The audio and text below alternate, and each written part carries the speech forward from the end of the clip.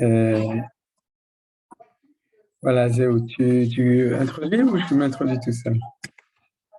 Bonjour à Vas-y. tous. Euh, il est maintenant 18 heures heure française, 19h04 heure israélienne. On va commencer le cours de ce soir par le Rav Ackerman sur la Parsha Toldot. Bechavod Harav, je vous en prie. Merci Mordechai. Alors, bonsoir et Erev Tov Parashat לכולם. Vaïgash, איזה תולדות. Il a dit, attends, j'ai même pas fait attention. Parashat Vaïgash, merci. Tov. Besséder. Donc, Erev Tov לכולם. Et donc, on est sur des nouvelles aventures, sur une nouvelle parasha. Et donc, ce qu'on va faire aujourd'hui, je vais d'ailleurs tout de suite ouvrir comme ça, on va dire tous les Ilui Nishmat, Kedarkenu Bakodesh. Et puis après ça, je commencerai à parler de la paracha. Alors, vous voyez le papier, oui? Faites-moi signe, d'accord. Ok, très bien. Donc, chez Yel Ilui Nishmat, j'ai oublié de dire encore. Dodati Sarah Vemimorati Ida Bat Rabbi Yoshua Levi, Ilui Nishmat Yvonne Sarah Bat Fani, Ilui Nishmat Claude Moshe Ben Edel ou Adel, Nelly Bat Rachel, Yudi Bat Revtza. J'espère que j'ai oublié personne. Et aussi, pour moi, Ilui Nishmat à Savta Sheli, ma grand-mère, qui a son yahrzeit ce Shabbat. Aliyeh Bat Arav Menachem Mendel Zinger. Zichrona Livracha. Et en fin de compte, pour terminer, Leilon Nishmat Morenu Verabenu, en tout cas personnellement, Zachiti Ilmod Etzlo, Rav Chaim Meir Ben Avraham Mordechai Drukman. Et après tous les spedim que, en tout cas, on a entendu, pour ceux qui ont entendu, Sheye Zecher Tzadik Livracha. Lo Zichrona Livracha, Zecher Tzadik, car Rav Drukman y a Bemet Tzadik Gadol. Et un tzadik simple, c'est-à-dire un tzadik normal, qui ne fait pas de chichi, donc il savait toujours combien c'était quelqu'un qui était Gadol B'Israël. Et pour nous, dans notre Tzibour, Dati Leumi, Aveda Mamash Gdola, Shibadnu et Arav Chaim Drukman. Et Bezrat Hashem, la Gemara dit, nos sages, ils enseignent sur un pasuk où va Hashem, Vezarach Hashemesh ou va Hashemesh. C'est un pasuk de Kohelet qui dit que le soleil se lève, le soleil se couche. Et elle dit qu'il y a toujours quelqu'un, un Gadol B'Israël qui se lève avant que celui, à Kadosh Baruch Hu fait, avant que celui qui part s'en va. C'est-à-dire qu'il ne nous laisse pas tout seul. Alors, si Dieu veut, on ne sait pas encore qui a remplacé le Rav Drukman, mais espérons que Kadosh Baruch Hu nous a prévu des gens bien. Et puisque aujourd'hui, il y a eu la Hashba du gouvernement, c'est ça la Hashba, ou en tout cas, c'est ça? Je ne sais pas, je n'ai pas suivi les informations, c'était déjà la Hashba. Donc, on est vraiment plein d'espoir, si Dieu veut qu'on ait un bon gouvernement, et on a apparemment, et qui fasse plein de bonnes choses, et aussi beaucoup de tikkunim par rapport à beaucoup de choses qui, depuis plusieurs années, avaient besoin d'être transformées, corrigées, réparées, etc. Alors, aujourd'hui, ce qu'on va faire, c'est qu'on va faire un shiur sur la fin de la paracha. En gros, depuis Hamishi jusqu'à la fin. Hamishi, Shishi et Shvi, au niveau des aliyot de la paracha. Mais vous savez toujours que, en général, on parle toujours du début, En Malasot. Et comme c'est la troisième année consécutive, donc j'ai décidé de parler de la fin de la paracha. Et la fin de la paracha, pour vous donner en quelques mots, on va aussi regarder, on va poser des questions. C'est à partir du moment où on annonce à Yaakov Avinu que Yosef est vivant, c'est la descente en Égypte. Et puis, la rencontre, bien entendu, entre Yaakov et Yosef lorsqu'il arrive en Égypte, l'installation des enfants d'Israël en Égypte dans le pays de Goshen, si vous vous souvenez bien. Et après ça, dans la rencontre, on va tout voir, la rencontre de Yaakov Avinu avec Pharaon aussi, parce qu'il y a une rencontre, et on va beaucoup étudier, c'est-à-dire on va bien regarder ce qui s'est passé là-bas, même les étonnements qui sont là-bas. Et en fin de compte, la dernière aliyah, l'aliyah de Shvi, je ne sais pas si on aura le temps d'en parler, c'est comment ça s'appelle ça, la réforme politique et économique de Yosef en Égypte. C'est-à-dire que dans la dernière aliyah, on ne s'occupe plus du destin du peuple juif du tout, on s'occupe de l'histoire de la famine, c'est-à-dire tout d'abord des années de prospérité, ensuite des années de famine, et de la manière dont Yosef décide, grâce à cette famine, de faire une réforme politique, économique en Égypte. Alors, je ne sais pas combien on aura le temps d'en parler, c'est dans le programme, on va aussi essayer de parler de tout ça. Voilà, ça c'est la partie de la paracha. Bien entendu, vous connaissez aussi la première partie, c'est la partie où il y a le dialogue dramatique entre Yehuda et Yosef, et ensuite Yosef qui se révèle, qui dit « je suis votre frère », les embrassades, etc. Et la préparation, le fait que Pharaon le sait, lui-même envoie des agalotes, c'est-à-dire il dit à Yosef d'envoyer des agalotes, des charrettes, pour amener en Égypte, pour faire descendre en Égypte toute la famille de Yosef. Ah oui, il y a aussi la rencontre entre les frères de Yosef et Pharaon. Aussi, c'est aussi une des choses importantes à la fin de la paracha. Donc, la première chose qu'il faut remarquer, c'est que d'après la version officielle de la Torah, on pourrait dire que tout est bien qui finit bien. C'est-à-dire, tout d'abord, il faut remarquer que dans toute notre parachiote, j'avais fait une remarque sur le fait qu'on a 4 parachiotes qui font partie d'une unité, les 4 dernières parachiotes du livre de Bereshit, qui sont Vayeshev, Miketz, Vayigash et Vayechi. Donc, on est dans la 3e des 4 parachiotes de cette série, qui sont celles de l'histoire des enfants d'Israël, c'est-à-dire des tribus, pas des enfants d'Israël en tant que peuple, mais des enfants d'Israël en tant qu'individus, c'est-à-dire les 12 ou 13 béné Israël et les 13 enfants, avec leur conflit intérieur, bien sûr, c'est le grand conflit entre Yosef et ses frères, c'est ça qu'on étudie le plus. Et dans cette histoire, on peut dire que, en gros, l'histoire se termine cette semaine. Parce que la semaine prochaine, on va avoir beaucoup de bénédictions. La bénédiction que Yaakov va donner à Ephraim et Menaché. Ensuite, la bénédiction que va donner Yaakov aux 12 tribus. Vous vous souvenez, dans Vayechi. Et puis bon, à la fin, il y a la mort de Yaakov, etc. Il y a un petit peu encore, un tout petit peu d'histoire, mais il n'y a pas beaucoup d'histoire. En gros, la fin de l'histoire de Bereshit se termine dans notre paracha cette semaine. C'est une paracha très importante. Et comme je disais, apparemment, on a l'impression que c'est un happy end. Tout finit bien. Pourquoi? Parce que il y a tout d'abord parce que les frères se sont réunis. Ça, c'est le thème essentiel de Manitou sur la fraternité. C'est-à-dire que, et on en parlera à Bezrat Hashem peut-être la semaine prochaine, mais sinon on en a parlé à d'autres moments, vous le connaissez. C'est-à-dire la réussite du projet de fraternité entre les hommes dans le livre de Bereshit, qui avait commencé par l'échec de Caïn et Hevel et qui se termine en happy end, là maintenant, dans la fraternité retrouvée entre Yosef et ses frères. Ça, c'est la première chose qui est un happy end. Le deuxième, bien entendu, c'est que Yaakov retrouve Yosef, et l'expression de cette joie est énorme dans la paracha. Vatechi ruach Yaakov, c'est-à-dire Yaakov revit, et d'après les sages, c'est que le roi HaKodesh, etc., revient, la nouvelle que, oh Dieu, Yosef Rai, Yosef est encore vivant,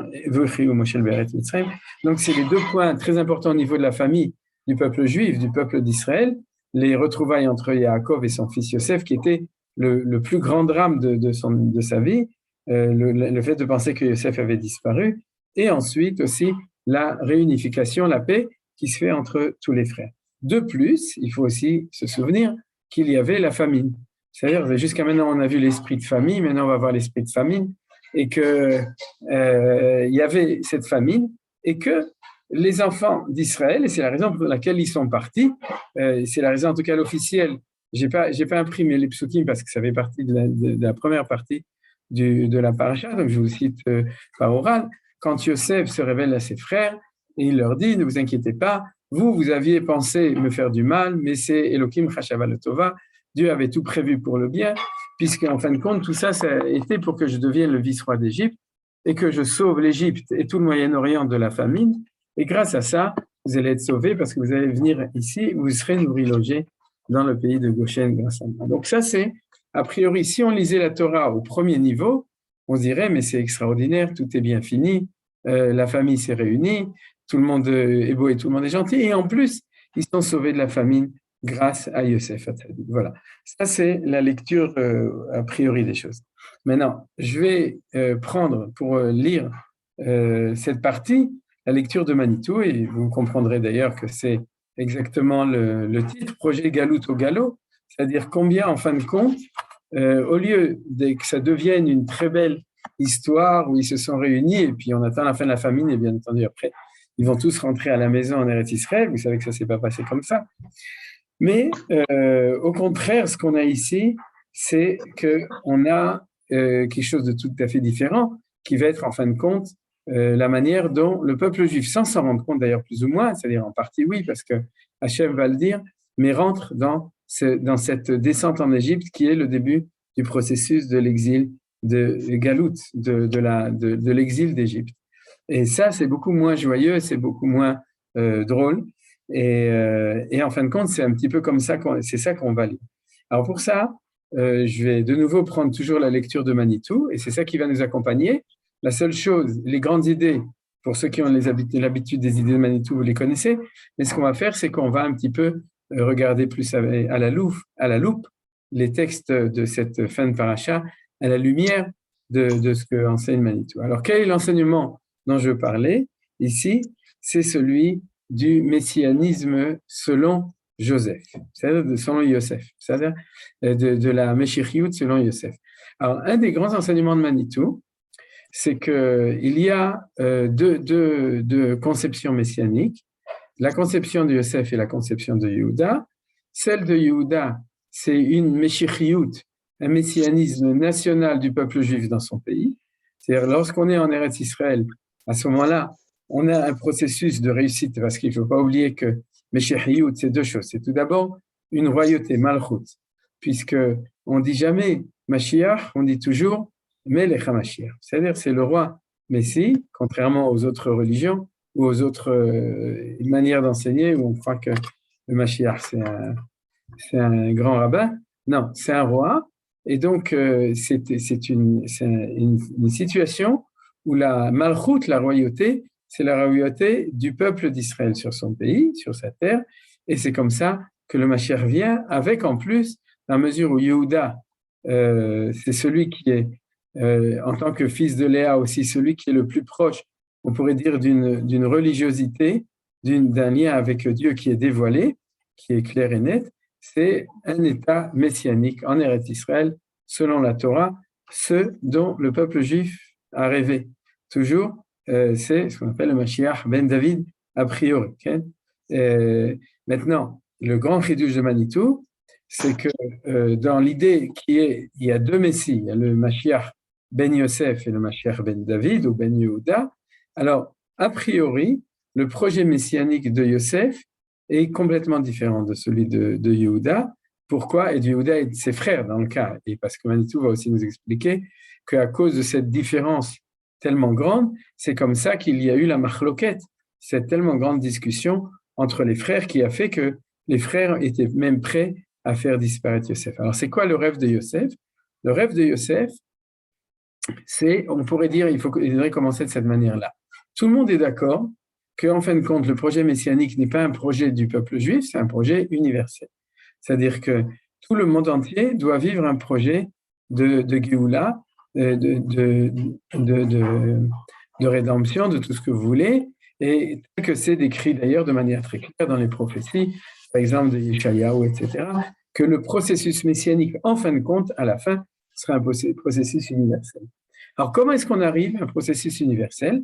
Pour Yehuda, on le fait en Israël, et une fois qu'on le fait en Israël, on devient Or la Goïm, le phare des nations, la lumière des nations, et grâce à ça, on inspire toutes les nations qui vont aussi accéder au processus messianique. En ce moment, c'est comme ça que c'est en train de se passer. De nos jours, c'est-à-dire que nous, on fait notre processus en Eretz Israël, et on se rend compte que petit à petit, il y a des lumières, des phares qui commencent à éclairer le monde avec le modèle d'Eretz Israël, le modèle du peuple juif en Israël.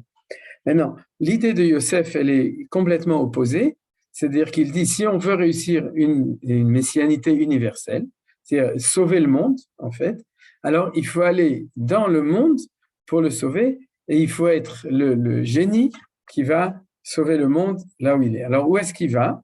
Il va là où il y a la civilisation du temps. À l'époque de Yosef, c'est en Égypte. Ensuite, ça va être à Rome, en Grèce. Ça va être en Perse. Ça va être en Espagne. Ça va être en Allemagne, aujourd'hui, c'est aux États-Unis. D'accord? C'est là que vont les États-Unis, les pays anglo-saxons, etc. C'est là que vont les Juifs qui pensent qu'ils sont encore en train d'essayer de continuer le projet de Yosef, de sauver l'humanité, c'est-à-dire d'amener le processus messianique à partir, en étant dans le point, l'endroit névralgique de la civilisation, et de là-bas fertiliser la civilisation. Alors c'est exactement ce que Yosef réussit, et d'après Manitou, c'est aussi ce à quoi Yosef rêvait. Alors comment est-ce que, vous le savez, mais je le réexplique, comment est-ce qu'on voit que dans les rêves de Yosef, c'était de ça qu'il s'imaginait, et d'ailleurs, il s'imaginait en tant que roi. La preuve, c'est que ses frères lui disent « Amalor timloch alenu » tu imagines que tu vas régner sur nous quand il a ses rêves. Alors, Manitou décrypter donc les deux rêves de Yosef de cette manière-là.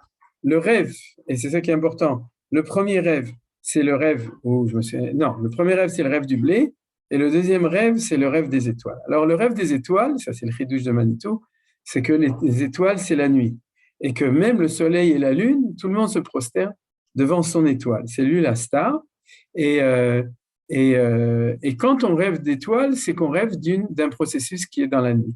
Et la nuit, ça veut dire dans la galoute. Ça, c'est la première chose, ça, c'est le deuxième rêve. Et le premier rêve, qui est le rêve du blé, c'est qu'on va amener le message messianique, en fait, en le réalisant au niveau de la société et de l'économie de la société du temps. Dans ce cas-là, c'est l'Égypte. Et on voit que de ce point de vue-là, Yosef, il a réussi. Alors voilà, comment est-ce qu'il a réussi?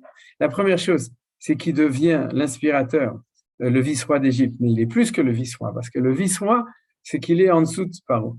Mais j'ai trouvé que justement, où un élève a fait remarquer que quand il explique, il dit à ses frères, il dit « Vaïteneni Pharaon, Av le Pharaon », c'est-à-dire que je suis devenu le père de Pharaon. Alors un élève m'a dit « Mais non, il n'est pas le père, il est le fils, c'est-à-dire il est le sous-fifre, il est le sgan, c'est-à-dire il est le second de Pharaon. C'est ce que Pharaon lui a dit. Mais en fait, Av, c'est ce qu'il dit à ses frères. Il dit, sachez que c'est moi qui inspire, et pas moi en tant que moi, mais comme dit Yosef chaque fois, Biladai et Asher Elohim Osé et guide le Pharaon. C'est-à-dire, lorsqu'il interprète les rêves de Pharaon, Pharaon lui dit, ah, on m'a dit que tu savais interpréter les rêves. Ça, c'est ce qu'on n'a pas vu la semaine dernière, dans la paracha parce qu'il n'y avait pas de cours, dans la paracha de Miketz. Et il dit, non, c'est pas moi, c'est Akadosh Baruch Hu. Donc, en fait, il est l'inspiration, il transmet l'inspiration divine pour savoir comment faire réussir le projet de la société qui est égyptienne, mais aussi, on pourrait dire, le projet universel de cela. Et il y a une manière comme ça, dans Akadosh Baruch Hu aussi, se révèle dans le monde. C'est-à-dire que quand il se révèle par l'intermédiaire de cette force messianique qui s'appelle Yosef, alors il se révèle dans la civilisation du temps, dans la société du temps, en tant que celui qui va inspirer cette civilisation. Je vais donner une allusion de Kabbalah qui est très simple, c'est que c'est toujours la dernière séphira qui donne tout l'influx de présence de Dieu dans le monde, ça s'appelle le Yesod, et Yosef s'appelle Yosef Hatzadik, Yesod Olam. C'est-à-dire que c'est celui qui inspire, et cette inspiration-là va arriver dans la Malchut. La Malchut, c'est la sphira tout en bas qui reçoit cet influx, et dans le cas de Yosef, le schéma est très clair. La Malchut, c'est Malchut Paro, c'est-à-dire c'est la Malchut de l'histoire, de la civilisation du monde, et lui, Yosef, c'est pour ça qu'il est Av, le pharaon. Vous comprenez? C'est-à-dire qu'il est celui par qui va passer, en tant que tzaddik, l'influx de bénédiction pour le monde que Dieu donne dans le monde. Et pour lui, c'est ça le projet messianique. Et a priori, ce qu'on voit dans la paracha, c'est que ça réussit parfaitement. C'est-à-dire, c'est ce qu'on va voir justement, comme je l'ai dit dans le Shvi'i, dans la dernière Aliyah, c'est que Yosef, grâce à la famine, a réussi à faire que tout est dans les mains de Yosef, donc dans les mains de Pharaon, toute l'économie, parce que toute la subsistance, tout le blé, toutes les gerbes dont il rêvait, c'est pas seulement que ses frères se prosternent devant sa gerbe, c'est que le monde entier se prosterne devant la gerbe de Yosef, D'ailleurs, c'est marqué qu'il a amassé tout l'argent qui était dans le monde, en tout cas qui était autour, dans tous les pays où il y avait de la famine, et il a tout mis dans le trésor de Pharaon à ce moment-là.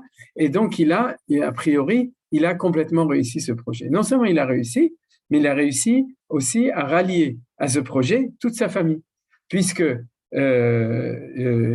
Yaakov vient avec lui. Bien entendu, il a Pharaon derrière, et Pharaon lui-même lui dit et installe en pompe toute la famille. C'est-à-dire, il a Yaakov qui est avec lui, donc il a gagné. Ensuite, et ça c'est une clé dans le cours de Manitou, vous pourrez l'écouter, de 1984, qui est, je crois, le seul cours qu'on trouve sur la paracha en audio, en français, mais qui explique ce point-là. C'est aussi marqué dans Kemitzion et aussi dans Sod Midrash Atoladot, livre 7, à la fin, c'est qu'il y a une personnalité tout à fait exceptionnelle à ce moment-là, c'est celle de Binyamin. C'est-à-dire que, mais ça, c'est pas du tout le sujet du cours de cette année, c'est que Yosef réussit à faire rejoindre Binyamin avec lui, et Binyamin est là, et c'est comme ça, c'est pour ça qu'il a fait tout ce qu'il a fait, mais ça, de nouveau, comme je l'ai dit, on ne va pas du tout en parler aujourd'hui, et en fin de compte, tous ses frères aussi s'installent, avec toutes les familles, c'est-à-dire les 70, s'installent. Donc, a priori, ce qui est impressionnant, c'est cette réussite magnifique. Maintenant, ce qu'on va voir, et c'est pour ça que j'ai dit qu'a priori c'est un happy end, mais pour nous, c'est quelque chose qui est tout à fait différent, c'est que pour Yosef, c'est une Géoula. Et pour nous, la lecture un peu plus précise du texte, c'est pas une Géoula, c'est une Galoute. C'est vraiment tout à fait différent, vous comprenez. Par exemple, Manitou avait une bout de tête comme ça, il disait que le livre de Shemot, en français, ça s'appelle l'Exode. Alors que c'est le livre de la Géoula. Pourquoi? Parce que pour un non-juif, si le peuple juif sort de son pays, c'est-à-dire si les juifs retournent en Palestine, ils partent en exode de Paris Saint-Germain. Vous comprenez? C'est-à-dire qu'ils sont sortis de chez nous. Donc, c'est pour ça qu'inconsciemment, ils ont traduit la sortie d'Égypte comme exode. Donc, être en Égypte ou être comme ça, c'est une situation de Géoula. Donc, c'est ça la question. C'est-à-dire que pour Yosef, c'est la réussite extraordinaire d'une Géoula. Et j'ai pensé que nous, on chante Mi Mitzraim Gealtanu, et Yosef, il chantait Be Mitzraim Gealtanu. C'est-à-dire, tu nous as sauvés, tu nous as amené la Géoula en Égypte. Et la Torah, en fin de compte, c'est ça qu'on va voir, la Torah nous montre a priori ce projet-là, mais elle nous rappelle quand même que c'est exil. Alors, ça veut dire quoi que c'est exil? Qu'est-ce que ça veut dire? Ça veut dire qu'en fin de compte, ça c'est de nouveau l'enseignement de Manitou, c'est que ce projet, il n'est pas voué à la réussite, il est voué à l'échec. S'il était voué à la réussite, alors ce serait en effet un projet de Géoula. Et l'enseignement permanent de Manitou, c'est de dire qu'il y a une volonté permanente du peuple juif dans l'histoire de tenter une option telle que celle de Yosef, de faire une Géoula Begalout, c'est-à-dire en dehors d'Israël, avec la civilisation du temps. Et je m'excuse de répéter, de faire du manitouphone, comme je dis, mais il disait toujours, et c'est toujours voué à l'échec, et il n'y a pas d'exception. Donc, j'ai déjà cité plusieurs fois, et vous le connaissez, c'est-à-dire que Manitou répétait, parce qu'il faut mettre en garde ceux qui, même encore aujourd'hui, s'imaginent qu'il y a encore à Ouda, encore la possibilité de réessayer en France, ou de réessayer aux États-Unis, ou demain ce sera peut-être autre part, etc., en Australie, on ne sait jamais, ou en Chine. Mais en tout cas, il dit, c'est fini, il faut pas l'essayer parce que la Torah, ce qu'elle nous raconte ça pour dire que c'est une tentation du peuple juif de faire ça et que ça finit toujours par être un échec. Alors, ça, c'était l'introduction, une demi-heure d'introduction pour dire qu'on va, le cours est presque fini, pour dire qu'on va maintenant regarder les choses à l'intérieur. Alors, pour voir comment est-ce que les choses se passent de ce point de vue-là, je voudrais vous présenter avec les trois acteurs du peuple juif principaux dans cette histoire. Alors, il y en a un quatrième qui n'est pas juif, c'est Pharaon, mais c'est pas de lui qu'on parle. Je parle des acteurs juifs. Alors, les acteurs, quand je dis juifs, c'est hébreux d'Israël. C'est tout d'abord, bien entendu, Yosef Hatzadik. C'est-à-dire, il ne faut pas oublier qu'il s'appelle Yosef Hatzadik parce qu'il est tzadik, même si le projet n'est pas le bon, et il amène à l'échec, mais Yosef agit en tant que tzadik, c'est-à-dire de manière avec toute la bonne volonté pour pour développer ce projet. Il y a Yaakov Avinu, il y a notre père, Yaakov, et il y a Yehuda avec ses frères. C'est-à-dire, alors dans ce cas-là, on va voir que Yehuda aussi apparaît, mais c'est Yehuda et tous les autres frères, c'est les mêmes acteurs qu'au début, mais c'est dans une autre scène, c'est dans cette scène-là. Alors, d'abord, je vais poser quelques questions. Regardons d'abord, prenons un petit peu le texte. Regardez, il y a marqué Vaïgidol et les morts. Et comme d'habitude, je lis en hébreu et vous êtes tout à fait libre de lire vous de votre côté en français. Vaïgidol et les morts, Od Yosef Chai Vechiu Moshel Bechol Eretz Mitzrayim. Vayafog Libo Kilo Emin Lahem. Donc, ça, c'est la grande nouvelle de Od Yosef Chai. Vaydebrou Elav et Kol Divrei Yosef Asher Diber Elahem. Vayar et Agalot Asher Shalach Yosef Laset Oto. Donc la résurrection, et on dit que c'est quand il a vu les Hagalot. Alors pourquoi les Hagalot étaient tellement importantes? Alors il y a un commentaire de Rashi que j'ai pas mis dessus, qui est lié avec la mitzvah de Egla Rufa, et il y a aussi un commentaire de Manitou qui dit que il faut lire le mot Galot de cette manière-là, Aïn Galout. Vous voyez? Et c'est quoi? C'est que le mot, on va même le mettre en une autre couleur, voilà, pour que ce soit clair. Aïn Galout, Aïn en Gematria, c'est 70. Et ça veut dire quoi? C'est que Dieu a envoyé à Yaakov Avinu et au peuple juif un message que les 70 enfants de la famille de Yaakov, à partir de maintenant, Beshivim Nefesh, les 70 Nefesh sont en train de descendre en Galout. Alors bien entendu, c'est pas forcément, et on va voir, c'est pas ce qu'a vu Yaakov. Yaakov ne le sait pas encore, mais il a, comme souvent, il a vu autre chose. Il a vu ce que j'ai dit, c'est le happy end, c'est que Yosef était vivant, puis c'était un signe que lui avait laissé Yosef quand ils s'étaient séparés 22 ans avant. Mais derrière ça, en filigrane, Akadosh Baruch Hu nous dit, sache que tu es à Galot qui te font descendre en Égypte. C'est pas une blague, c'est pour ça qu'on en parle, parce qu'elles font référence au fait que la galoute va commencer. Alors, après ça, je vais demander plusieurs questions sur tout ça. La première question, c'est pas tout à fait dans l'ordre, mais c'est pas grave, on va le faire selon l'ordre que j'ai maintenant dans les questions. C'est que lorsque, c'est pas du tout dans l'ordre, si vous voulez, tout d'abord, on peut poser une question. Vous venez Yosef, puisqu'on était dans la In Galout, vous venez Yosef, puisqu'il y a au milieu le compte de ces 70 personnes. Regardez, ça commence à se passer là. Ve'ele shemot ben Israël abay Mitzrayma, Yaakov uvanav bechor Yaakov Reuven. Ce passouk, c'est le passouk qui va être repris au début du livre de Shemot, mais là, on nous compte effectivement tous les enfants, bechor Yaakov Reuven, bnei Reuven, etc., même les enfants, et en fin de compte, on nous donne le compte par mère, kol nefesh banav uvnotav shloshim veshalosh. C'est-à-dire tous les enfants de Léa sont 33. Ensuite, les enfants de Zilpa, Shesh Esren Nafesh. Ensuite, il y a un passouk un peu spécial, puisqu'on parle de Léa et de Zilpa, la servante de Léa. Ensuite, Bnei Rachel, Eshet Yaakov, Yosef ou Binyamin. On nous dit les enfants de Rachel, la femme de Yaakov. Donc, on sait très bien que c'est la femme de Yaakov. Regardez, c'est marqué ici. Tandis qu'à propos des autres fils, il n'est pas écrit femme d'eux, c'est que Rachel était le fondement de son foyer, ce qu'on appelle Aker et Abaït. C'est l'Ikar. Donc, pourquoi est-ce que cette chose-là est marquée ici, à cet endroit-là, plus précisément, plus qu'autre part?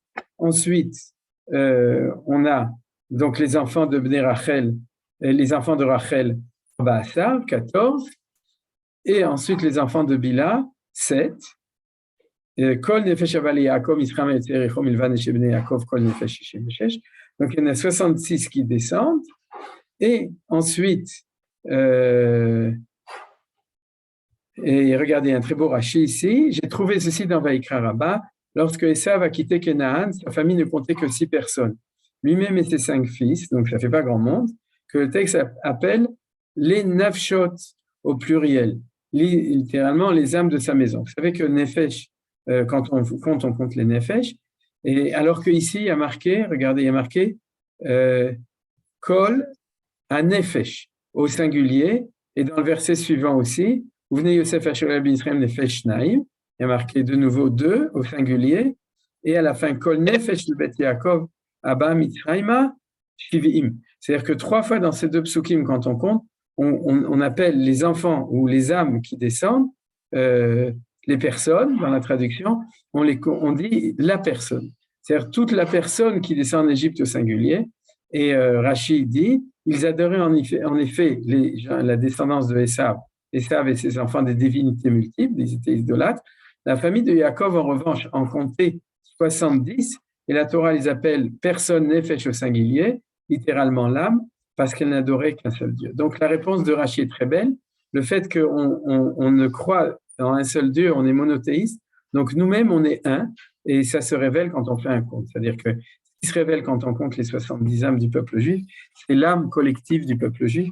C'est pour ça que ça s'appelle Nefesh. Alors que ceux qui sont idolâtres ou pluralistes, alors chacun est compté de manière individuelle, et donc on appelle ça Nefashot, quel que soit le nom de personnes qu'il y a. Maintenant, quand on compte en plus Bnei Yosef, qui sont nés en Égypte, il y en avait 2, plus Yosef, plus sa femme, plus Osnat, ça fait 4, et donc en tout 66 plus 4, ça fait 70, c'est ce nombre tellement important.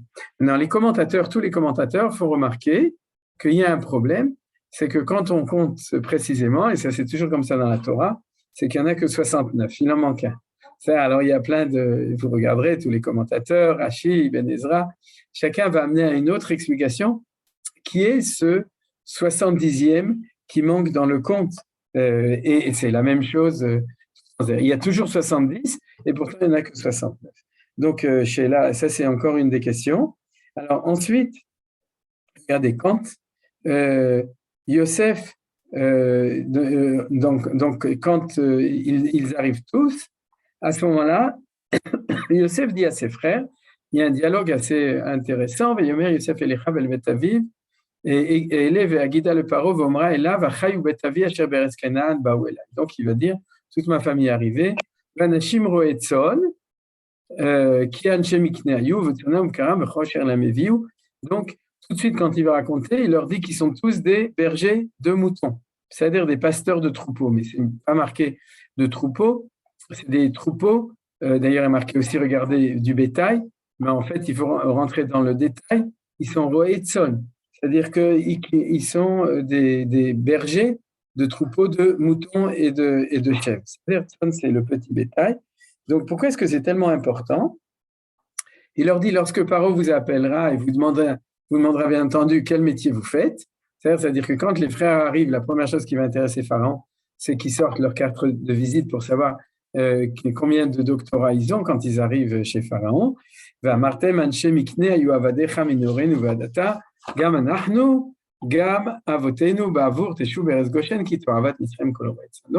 il leur dit, faites attention, dites surtout que vous êtes ni médecin ni avocat, dites tous que vous êtes de père en fils, que vous êtes des pauvres bergers de moutons de génération en génération, et grâce à ça, nous dit Yosef, il vous mettra dans le pays de Goshen parce que c'est Toavat Mitzrayim. C'est en erreur tout ce qui est Roetzon.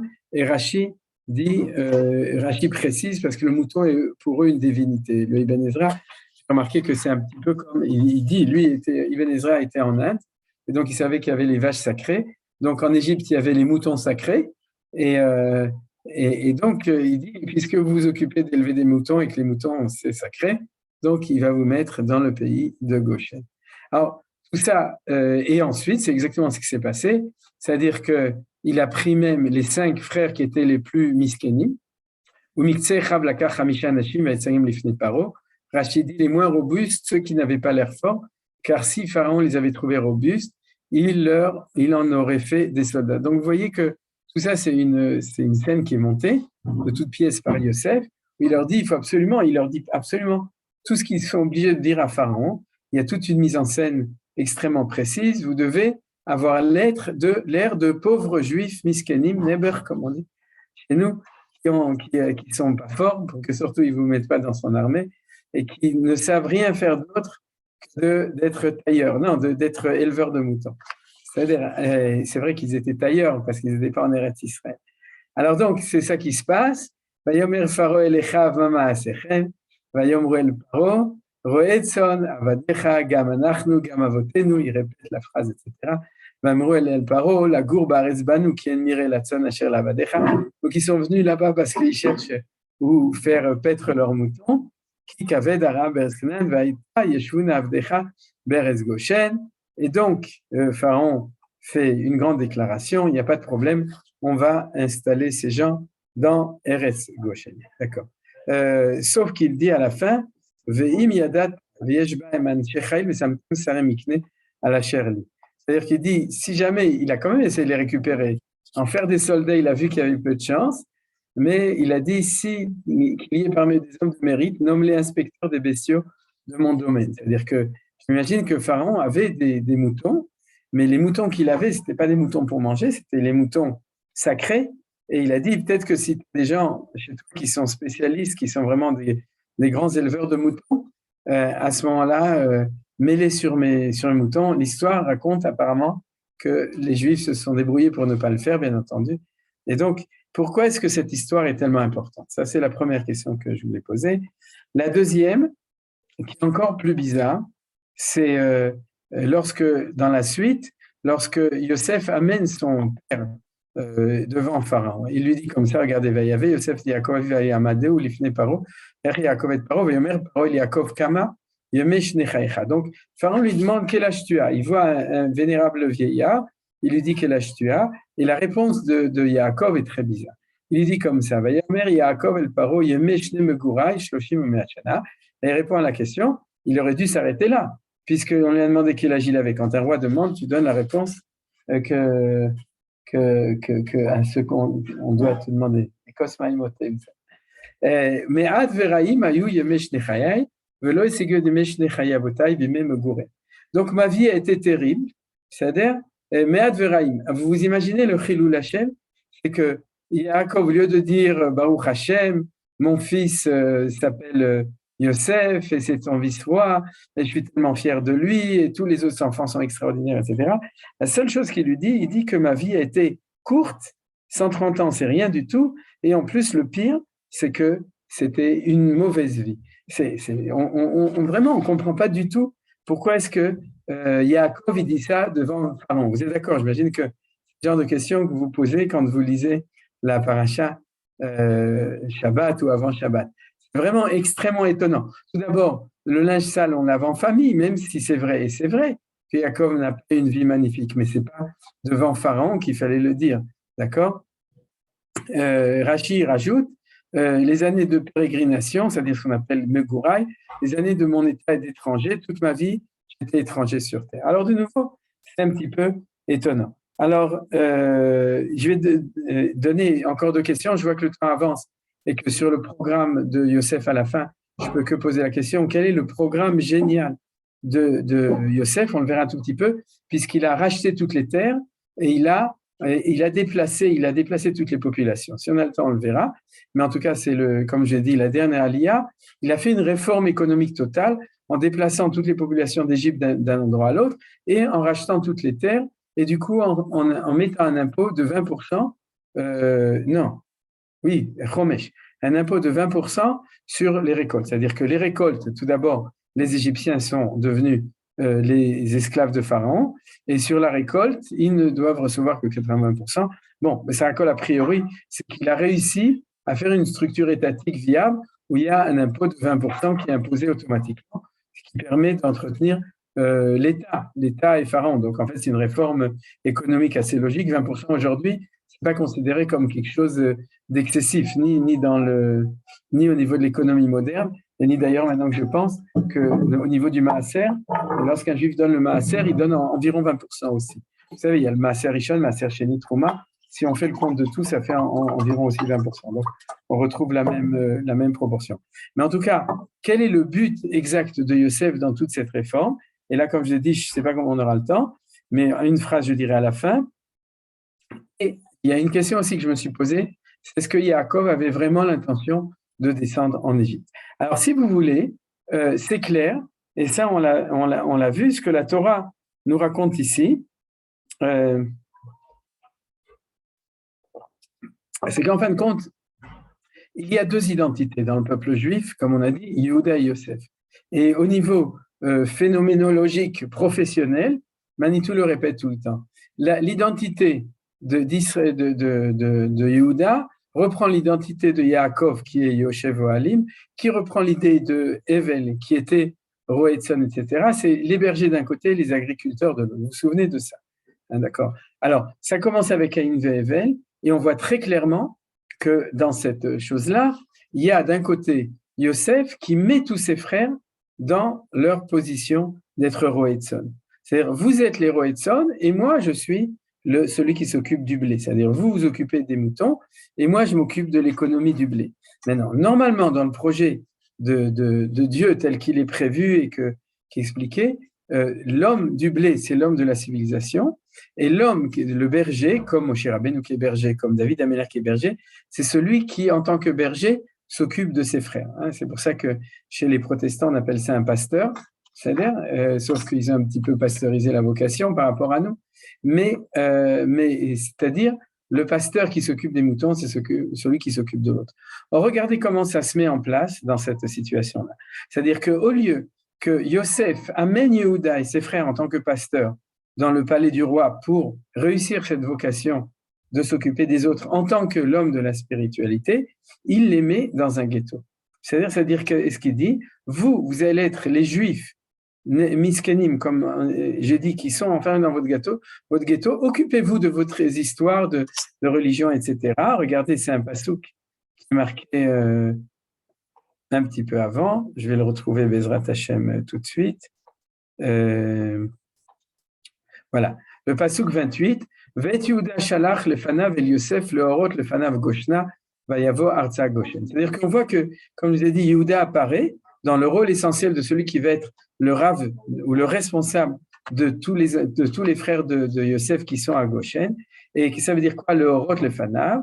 Rachid dit, pour guider avant son arrivée, le Midrash interprète le verbe le Horot dans le sens de donner un enseignement. Vous savez, le Horot, c'est le même mot que Moré ou que Torah, pour lui préparer un centre d'études d'où sortirait l'enseignement. Donc, en fin de compte, si vous voulez, c'est un petit peu caricatural. Yosef prend toute la place et il dit, je vais transmettre le message de Dieu par l'intermédiaire du blé. Donc, vous n'avez plus de place. Puisque vous ne occupez pas de la civilisation, vous n'occupez pas de la spiritualité au sein de la civilisation, puisque c'est moi qui le fais, donc je vous mets dans votre ghetto. Et c'est un peu ça qui s'est passé de manière générale historique. C'est-à-dire que quand l'identité Yehuda est en Égypte, en exil, en Égypte autre part, il s'occupe de spiritualité, personne ne veut l'écouter, il ne s'occupe pas de donner le message de la Elokut d'Israël, il s'enferme dans ses yeshivot, un rue pavée, et puis il est pavé de bonnes intentions, mais c'est tout ce qu'il fait, c'est-à-dire qu'il est enfermé, et c'est Yosef lui-même qui les met dans cette situation. Vous avez compris? C'est pour ça qu'on a vu tout ce dialogue important. Il leur dit, dites que vous êtes des miskénim, que vous n'avez pas de force, il montre que vous êtes halachim, que vous êtes incapable de faire autre chose que d'élever des moutons, et que élever des moutons, ça ne sert à rien en Égypte. Vous comprenez? C'est-à-dire qu'il n'y a plus ce message de Yehuda, tel qui doit le porter. Parce que, pourquoi? Parce que c'est moi, Yosef, qui va porter tout le message. Donc, on voit très bien une équation, Yosef et Yehuda, mais qui est celle, justement, qui est, a priori, qui est inquiétante.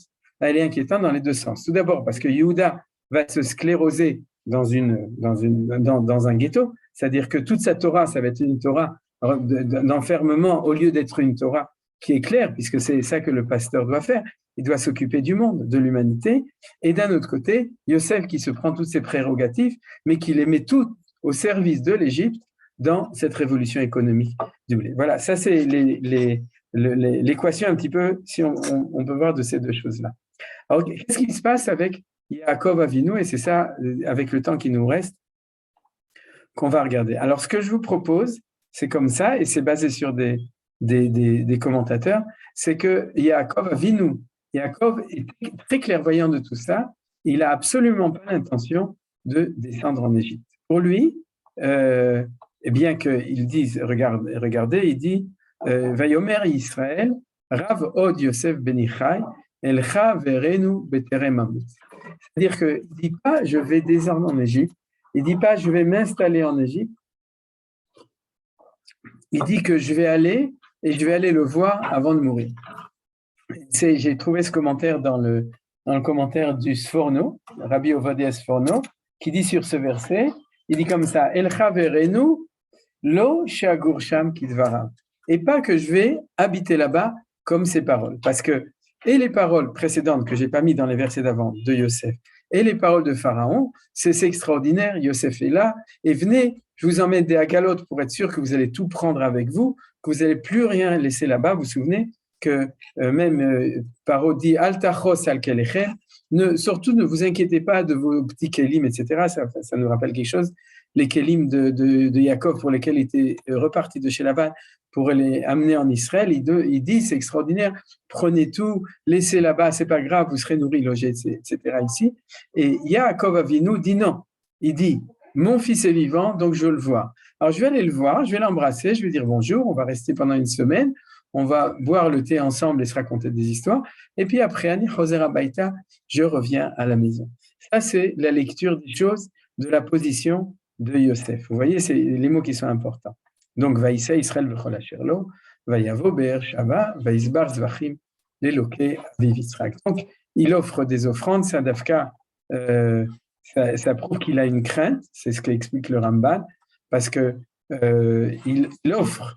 Le Ramban explique très beau, mais c'est que pourquoi Yitzhak et pas Abraham?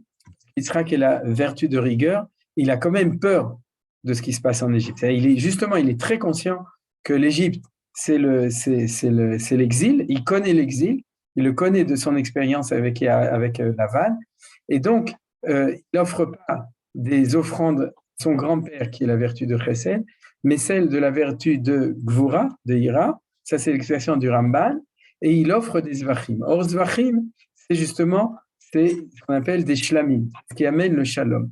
Pourquoi? Parce qu'il veut absolument adoucir la Gvura. Il est conscient qu'il y a un problème, il veut surtout pas y aller, et il sait qu'il y a un problème, donc vous voyez, il y a deux mots importants. Zvachim, c'est des shlamim, c'est-à-dire adoucir, shalom, la vie shalom, au Dieu de son père Yitzhak, c'est-à-dire celui de la rigueur. Et la rigueur, c'est la descente. Maintenant, il y a à ce moment-là un renversement des choses. C'est que Vayomer Elohim l'Israël marot alayla, Vayomer Yaakov Vayomer Ineni.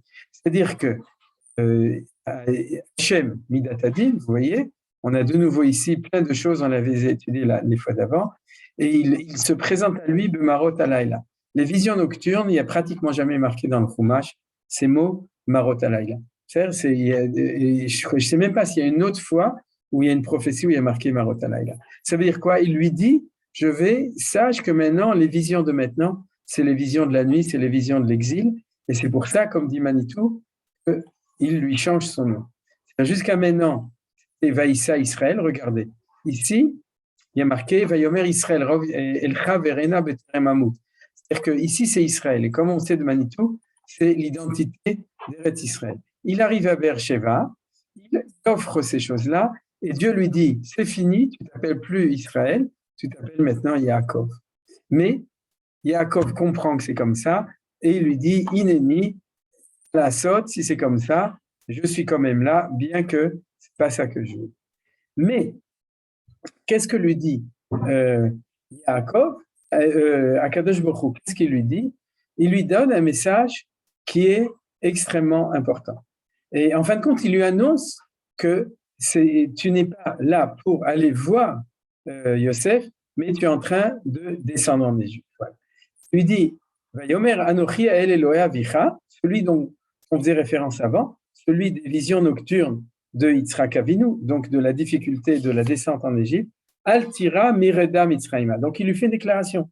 Tu vas descendre en Égypte. C'est-à-dire que tu crois que tu vas faire un tioul en Égypte pour voir ton fils, mais en fait, tu es en train de descendre. Et il lui dit, Aval, ne t'inquiète pas. Et quand il lui dit Altira, c'est qu'il y a de quoi s'angoisser. C'est-à-dire, ne t'angoisse pas. C'est en fait parce qu'il y a vraiment de quoi. Et l'histoire, bien entendu, qu'on connaît tous, de l'exil d'Égypte, nous montre qu'il y avait de quoi s'angoisser. Mais il lui dit, tu descends en Égypte, le Goy Gadol Asim Hacham, parce que, En Malasot, il y a un des secrets de l'histoire du peuple juif, c'est que la gestation du peuple, elle se fait dans la matrice étrangère, c'est-à-dire en dehors d'Israël, et c'est ça qui est marqué ici. Donc, il lui donne le programme, il lui dit, tu descends, et tu vas vraiment descendre parce que tu es en train de commencer l'histoire de la naissance du peuple juif. Avant la naissance, c'est la sortie d'Égypte, mais en tout cas, la gestation, elle se fait en Égypte, ce qu'on appelle Goy Gadol.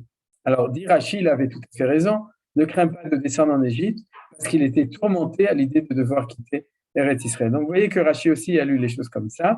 Il lui dit, il ne voulait pas partir d'Eretz Israël. Et là, il y a un message qui est très important. Il lui dit, Anochi Ered Imach, tu descends, je descends avec toi, Vanochi Alcha Gamalo, Sef Yashit Yado Alenecha. Alors, Rachid dit, je t'en ferai remonter, Dieu lui garantit qu'il sera enseveli en Eretz Israël, le Yerushalmi. Ça, c'est ce qu'on sait. C'est qu'il lui dit, tu vas être enterré, et on sait qu'il va être enterré la semaine prochaine, si vous avez la patience d'attendre, c'est-à-dire qu'il ne va pas rester en exil avec l'exil, lui va revenir être enterré dans la Meharat Marpella. Mais il faut voir que ce passouk est beaucoup plus important que cela, et c'est ainsi que le Or HaChaim HaKadosh l'explique, c'est qu'il dit, pourquoi il y a marqué 2 fois Alcha Gamalo? Je te montrerai et je te ferai encore une fois monter. Il y a même un gam entre les deux pour insister. Il aurait pu être marqué Anochi Alcha Allo. C'est-à-dire que je t'appellerai au téléphone pour te dire de revenir. Allo, c'est le moment de revenir, mais il y a marqué Alcha Gamalo.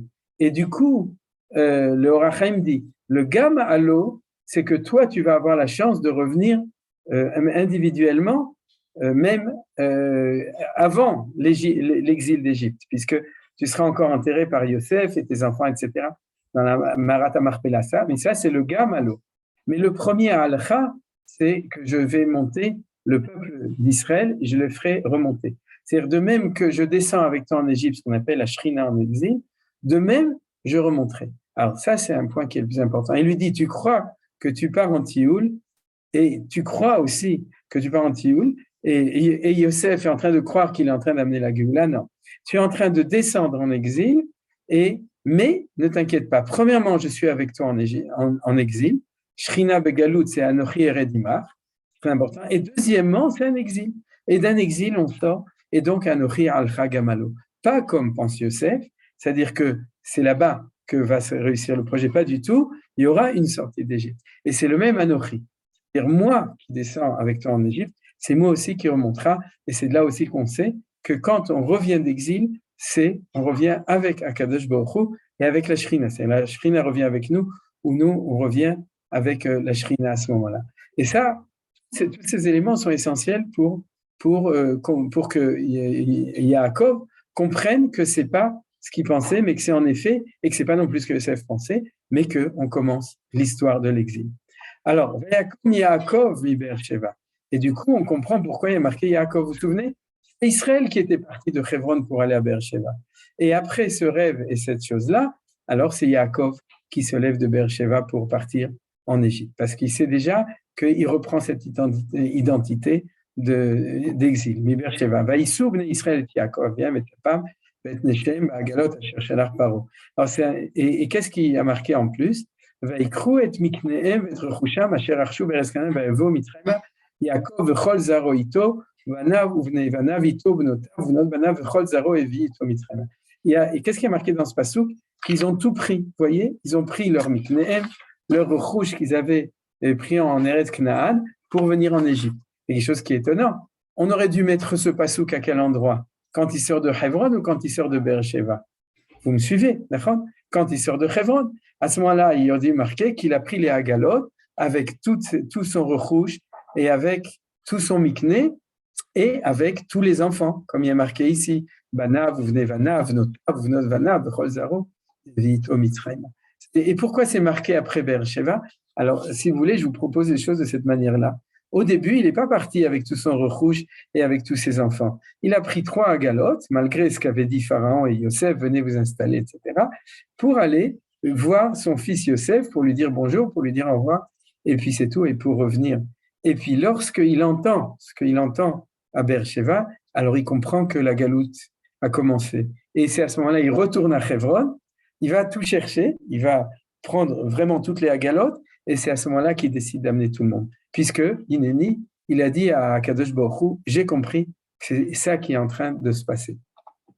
Voilà, ça c'était le point important, parce que je voulais vous montrer qu'en fin de compte, dans tout cela, il y a 3 consolations. C'est-à-dire, la première, c'est que le peuple juif va être conçu et va être engendré en Égypte. Le deuxième, c'est qu'Akadosh Baruch Hu sera avec eux quand ils descendent en Égypte. Et le troisième, qui est aussi l'anti-Yosef, c'est que l'Égypte, c'est de la galoute, mais qu'après la galoute, Anochi al-Chagamalo, qu'il y aura aussi une sortie d'Égypte et une Géoula qui viendra au galop. C'est-à-dire c'est pas la galoute qui vient au galop, mais ce sera au contraire. Et en fait, Yosef, c'était un galopin parce qu'il voulait faire la Géoula avec le pain d'Égypte. Et c'est comme ça. Alors, regardez un très beau Rashi qui est ici. Il y a marqué comme ça. Il y a marqué qu'il a pris tout son rouge qu'il avait, Rachou Beres Kenan, qu'il avait pris dans le pays de Kenan. Alors, regardez ce que dit Rashi. En revanche, ce qu'il avait acquis à Padan Aram, c'est-à-dire chez Lavan, il l'avait donné à Esav comme prix du rachat de sa part dans le caveau de la Marpella. Il s'était dit, alors il ne faut pas le marquer, il s'était dit, les biens dont je suis devenu propriétaire hors des restes d'Israël ne me conviennent pas.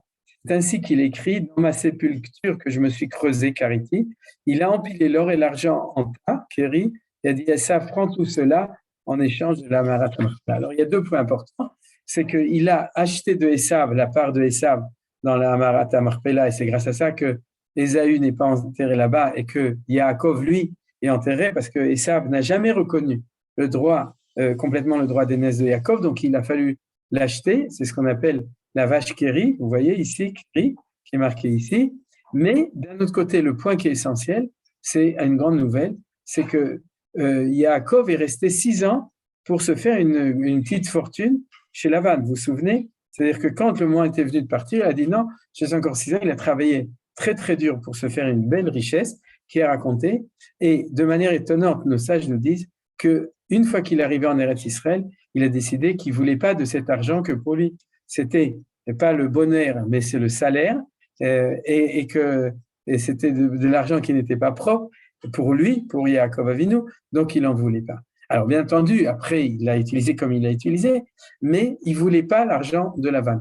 Et je me suis toujours demandé pourquoi est-ce que c'était marqué à cet endroit-là. C'est-à-dire, normalement, on aurait dû le voir dans la paracha d'il y a 2 semaines, lorsqu'il revient, quand il arrive chez Yitzhak, son père, qui revient à Hebron. Pourquoi est-ce que la Torah, ce n'est pas les sages, c'est la Torah, que c'est ce qui est marqué ici, Vedrechusham, Asher Rachshu Be'eretz Kenan.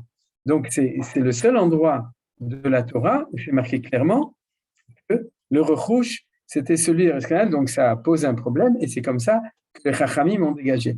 Mais on peut toujours demander pourquoi Kadosh Baruch Hu l'a mis ici. Et puis cette année, je me suis dit, mais c'est évident. Il est en train de descendre en Égypte. Dieu lui dit, tu n'as pas le choix, tu dois descendre en Égypte. Ok, je descends en Égypte. Ce n'est pas un tioul pour voir Yosef, c'est vraiment tu descends. Mais il dit, mais que ce soit clair, j'ai compris le message. Mais je sais ce que c'est que la galoute. Je sais ce qui s'est passé chez Lavan.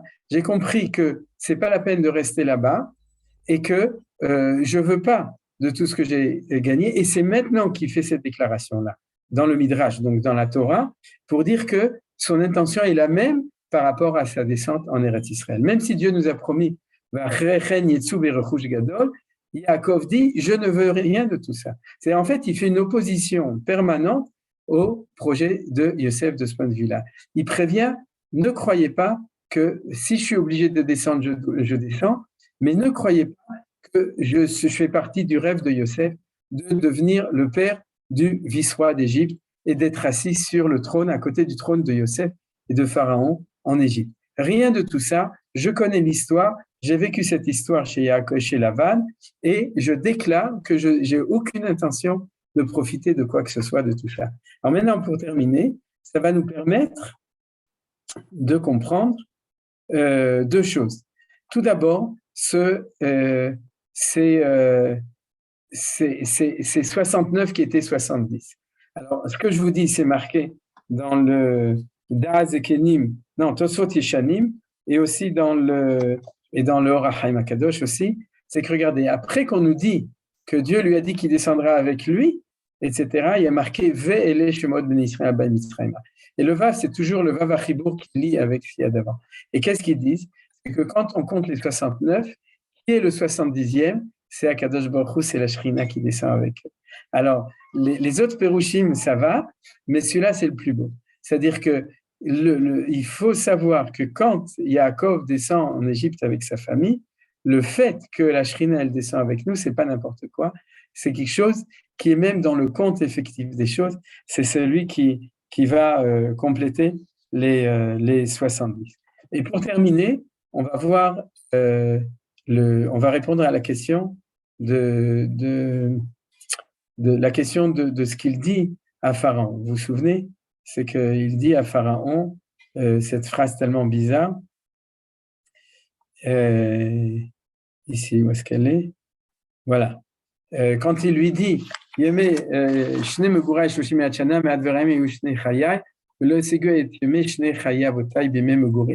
alors le point important pour comprendre la clé de ça, c'est le fait qu'il insiste deux fois, vous l'avez vu sur ce même mot, Megurai.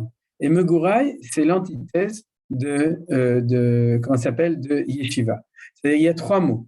Le mot, il y a quatre mots, enfin dans la page, on pourrait dire comme ça. Il y a l'irot, voir son fils Yosef et revenir.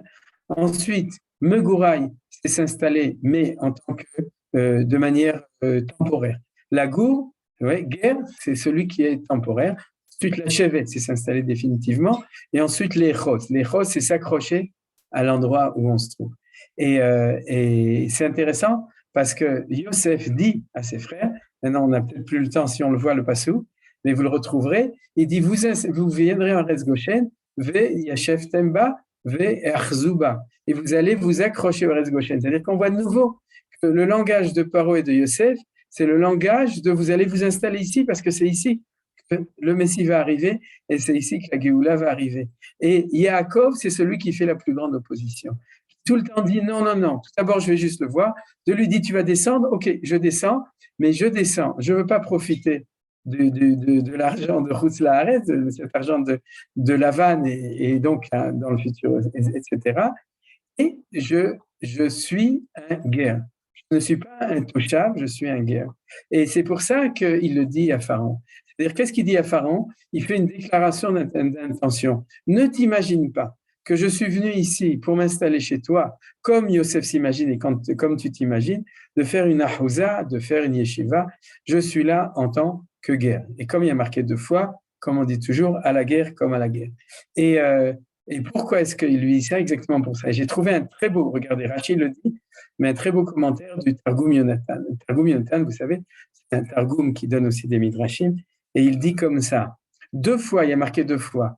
Déjà, une première fois, j'étais chez Lavan et j'étais guerre. Une deuxième fois maintenant, toute ma vie, j'étais comme ça, j'étais condamné à être étranger. La première fois, c'était chez Lavan et j'étais maltraité là-bas et je connais l'histoire. Et maintenant, sur ma vieillesse, je suis obligé de nouveau d'être en situation de guerre chez toi, c'est-à-dire chez toi, chez Pharaon, etc. Et donc, on comprend maintenant ce qu'il lui dit. Il lui donne le programme par rapport à lui. Je ne suis pas là où tu crois que je suis. Et en fin de compte, on va terminer le cours avec, si vous voulez même, on ne peut pas le faire par oral, on va le faire en partie par oral et en partie par écrit. Par écrit, c'est uniquement le dernier pasouk, c'est que le projet de Yosef, c'est ça qui est terrible. C'est-à-dire que Yosef pense qu'il est le sauveur de l'humanité.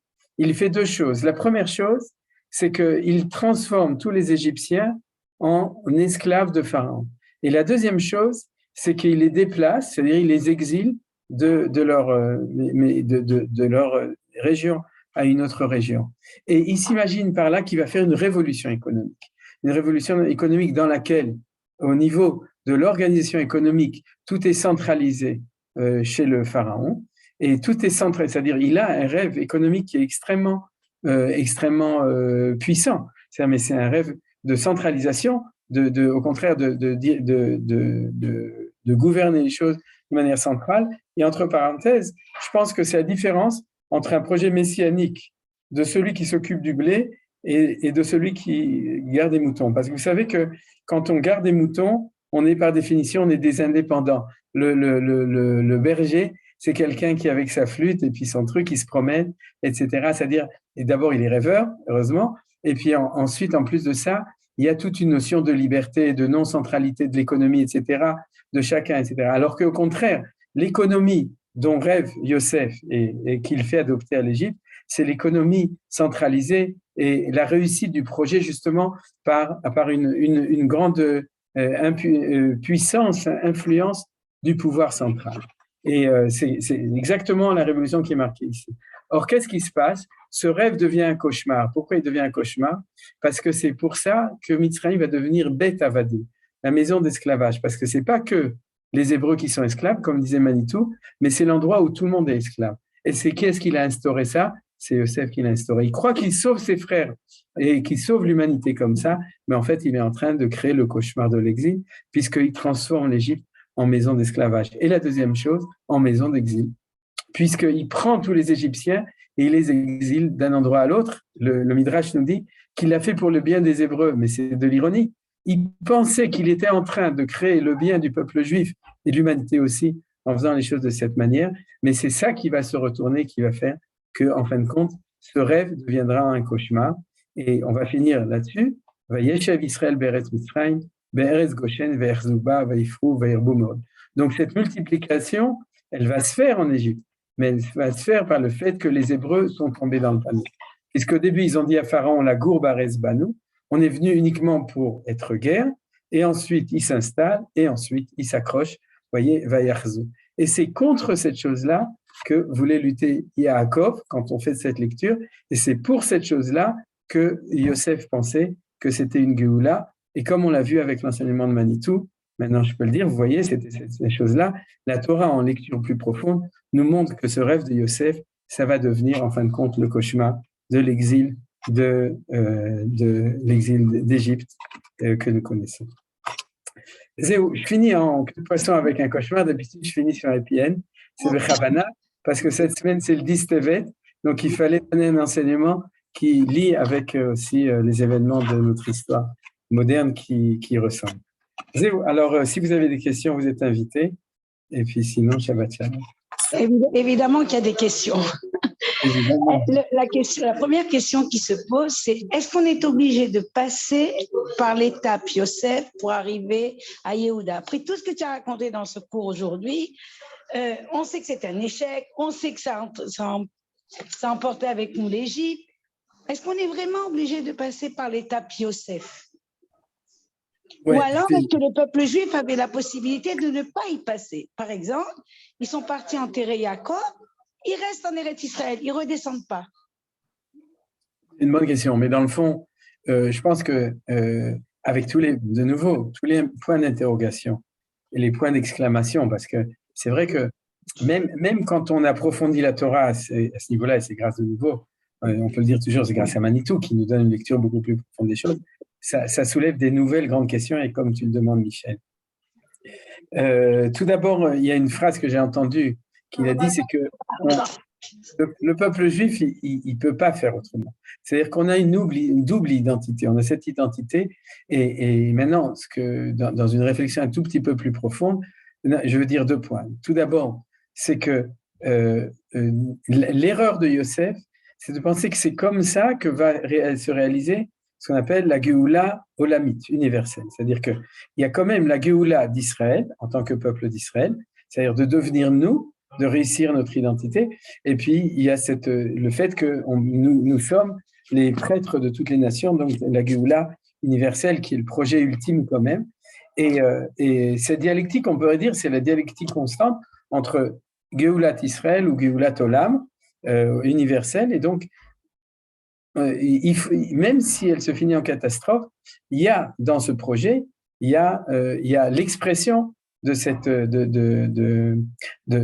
volonté qui doit réussir en fin de compte autrement, mais qui doit réussir. Ça, c'est la première réponse. La deuxième réponse, quand tu demandes est-ce qu'on est obligé de passer par là, ben, c'est un petit peu ce qu'on voit avec Yaakov. C'est-à-dire que Yaakov, c'est ce que je vous ai montré, il refuse autant qu'il peut en disant racle la gourde, sans prendre les richesses de là-bas, uniquement de voir mon fils, etc., ne pas prendre toutes mes affaires pour aller là-bas, et qu'en fin de compte, c'est Akadosh Baruch Hu lui-même qui lui dit Yaakov, désolé, mais l'histoire, elle passe par cela. C'est-à-dire que si tu demandes est-ce qu'on aurait pu faire autrement, non, qu'elle dirait que non, parce que c'est quand même, après, il faut reprendre tous les thèmes de Galout et de Géoula, le peuple juif est la seule nation qui a dans son histoire une dialectique obligatoire de Galout et Géoula. Donc, en fin de compte, apparemment, on ne pouvait pas. Ça aurait pu se passer autrement.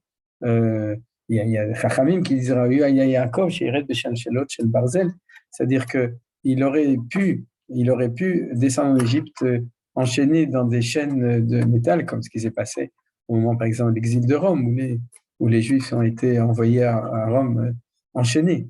C'est-à-dire, mais le destin, alors de nouveau, on revient à toutes les grandes questions, c'est-à-dire le destin du peuple juif, c'est quand même toujours le destin d'une Géoula qui vient après la Galoute. Et puis, de nouveau, ce que lui dit Akadosh Baruch Hu, qui le Goy Gadol Asim Chasham, c'est-à-dire qu'on a encore, ça fait partie des sodotes de la Torah, le fait qu'on est le seul peuple qui, le peuple se crée en dehors de notre pays, ce qui est toutes les autres nations se créent au niveau de la population, du peuple, et ils se créent sur leur terre. Voilà, donc on a soulevé, tu as raison Michel, c'est encore des bonnes questions. Mais toi, tu étais à Mayeno, tu as reçu les réponses. Encore des questions?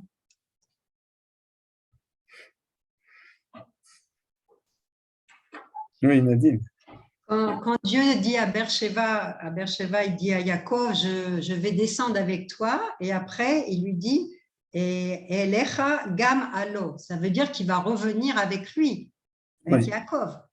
Mais est-ce que c'est pas là le remès que moi je vais revenir avec toi, mais après la Shrina abandonnera ceux qui resteront derrière? Parce que s'il lui remonte avec Yaakov. Oui, non, tu as raison, on pourrait penser comme ça. On pourrait penser comme ça. Ouais, non, parce que là, tu as raison, disons que ce que tu dis, tu fais allusion au fait qu'il y a un moment, mais en fait, la Shrina. Il ne lui dit pas il faudra qu'après ils reviennent eux aussi. C'est-à-dire qu'il dit bon, ce n'est pas une galoute que je te prépare, c'est une descente, mais qui est limitée dans le temps. Oui, mais ça veut dire, tu sous-entends, ça me fait comme Michel, qu'au moment où Yaakov est revenu, tout le monde aurait dû revenir avec lui, c'est voilà, ça? C'est dans la suite, un peu. Dans la suite. Tov, oui, c'est une lecture qui est connue, c'est-à-dire qu'ils auraient dû décrocher au bon moment, c'est-à-dire, etc.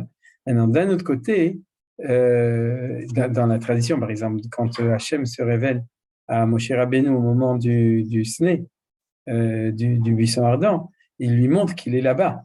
C'est-à-dire que vous vous souvenez. Et d'ailleurs, il était en Égypte. Il était même, d'après le Zohar, il était dans le palais de Pharaon quand il lui dit Boel Paro et tout. C'est-à-dire que dans cette lecture, c'est vrai qu'il y a un moment, à la fin de l'exil, où quand la Shrina revient, alors là, il y a un vide. Et ça, c'est l'explication de Manitou aussi, ou en tout cas, un des aspects ou un des points de l'explication de Manitou à propos du phénomène de la Shoah. Mais c'est pas vrai pour tout l'exil d'Égypte. C'est-à-dire, en tout cas, ça correspond pas à l'enseignement des Chachamim. C'est-à-dire que, on pourrait dire que oui. C'est-à-dire, on pourrait dire comme ça, Vanochi al-Chagamalo, il y aura une opportunité, si vous revenez, de revenir à ce moment-là tous ensemble. C'est-à-dire, al-Cha, il y aura une montée possible à ce moment-là quand toi tu reviendras, et comme dit Rashi, qu'il sera enterré. Et puis, il y a aussi la remontée avec tout le peuple juif. Ça ce serait plus plausible, parce que il faut faire attention, c'est-à-dire que quand on est en exil et que la Shrina est avec nous, comme disait Manitou, c'est que la Shrina elle est en exil, c'est-à-dire qu'elle est avec nous en exil, en situation d'exil de la Shrina, c'est-à-dire avec toute le danger de ce qu'on appelle le Esterpanim, c'est-à-dire de la non, et pas la non-présence, mais la présence complètement diminuée de Akadosh Baruch Hu, qui rend possible tout ce qu'on a vécu dans tous nos exils, d'accord, tous les pogroms, toutes les expulsions, inquisitions, etc. Tout ça, c'est possible dans la situation avec Shrina Begalout, avec la Shrina en exil.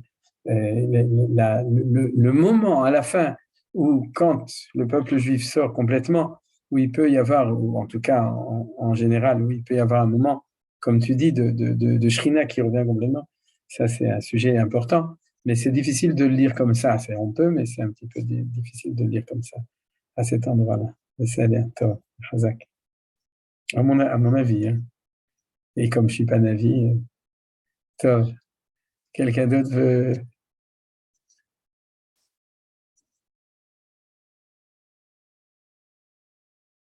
Zéro? C'est tout? Toda Rabba. Shabbat Shalom. Alors, Toda Rabba et Shabbat Shalom à tous, aussi à Myriam, Israël, Jacques, Aaron, Hervé, et ce qu'on voit moi. Alors, Bezrat Hashem et Shabbat Shalom, et on se retrouve la semaine prochaine, si Dieu veut. Lundi, il y aura un shiur sur Asara B'Tevet, mais et Yom Chamishi Abba, Bezrat Hashem. Voilà, Shabbat Shalom. Alors, Shabbat Shalom à tous. Shabbat Shalom. Shabbat Shalom, à bientôt. Shabbat Shalom. Shabbat Shalom. Shabbat Shalom.